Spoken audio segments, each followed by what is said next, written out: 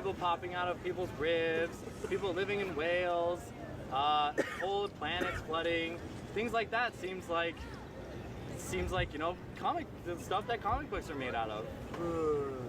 Sir,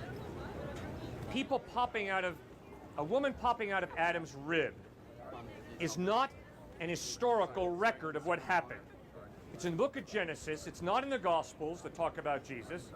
And I can promise you that when Genesis talks about God took Adam's rib and made woman, that is not a scientific description of how God created woman. Can't you allow a writer to use some figurative speech?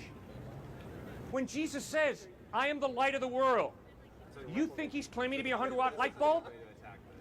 If you have a contradiction, you've got a contradiction.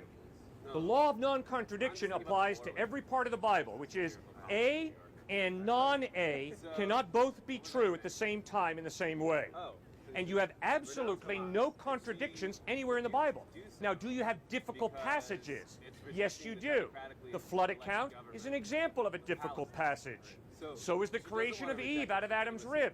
Difficult passage, I agree. But come on, man. We're talking about literature that's over 2,000 years old. We're talking about people who were not concerned about the scientific question like you and I are. Because people didn't really know science then. Exactly. And that was not part of the agenda.